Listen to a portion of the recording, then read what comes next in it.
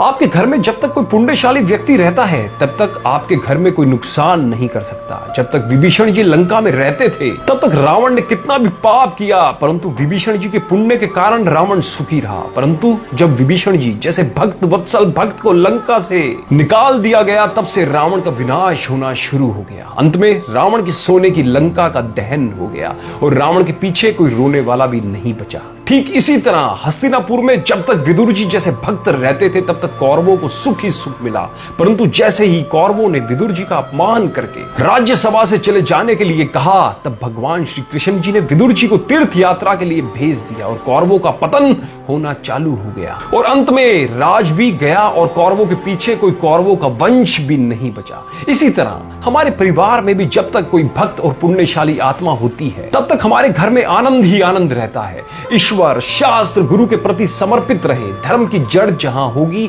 वहां अशुभ कर्म आने से डरेंगे। कभी किसी का अपमान मत करिए, क्योंकि अपमान का घाव कभी नहीं भरता। हो सकता है आज आप जिसका अपमान कर रहे हैं कल उसी के सामने आपको झुकना पड़े।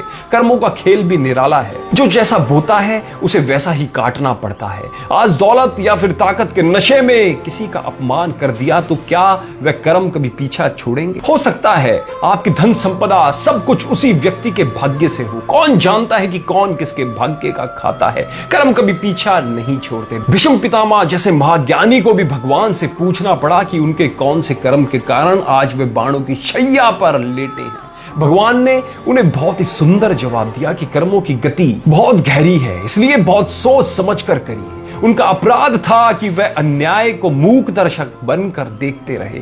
जब उन्होंने उसका विरोध नहीं किया तो वे उसके भागीदार बन गए। मानिए या फिर मत मानिए, कर्मों का हिसाब हर किसी को देना पड़ता है, चाहे वह आज का कर्म हो या फिर 1000 वर्ष पुराना कर्म हो। कर्म हमेशा वापस लौट कर आते हैं। रिश्ते नाते दोस्त परिजन सर्व कर्मों की बदौलत है। हम कर्मों से कभी भाग नहीं सकते। भगवान ने गीता में कहा है कि कर्मों की गति बड़ी गहन है। साधु हो या फिर संत सब इसके जाल में फंसे हुए हैं। स्वामी रामकृष्ण परमहंस माता के परम भगत थे, पर जब उन्हें गले का कैंसर हो गया तो उनके शिष्यों ने उनसे निवेदन किया कि आप माता से कहकर अपनी बीमारी दूर कर लीजिए। पर स्वामी जी ने जवाब दिया, यह मेरे कर्म है जो मुझे भोगने ही है। अगर इस जन्म में नहीं भोगे तो अगले जन्म में दुगने होकर मिलेंगे। जब तक उनका शरीर था तब तक उन्हें उस तकलीफ से गुजरना ही पड़ा। हमारे शरीर की हर पीड़ा के पीछे कहीं ना कहीं हमारे कर्म ही होते हैं। इसलिए ना ही कभी किसी का दिल दुखाएं और ना ही पीड़ा पहुंचाएं। कुछ लोगों को बैठे बैठे सब कुछ मिल जाता है तो कुछ लोगों को मेहनत के बाद भी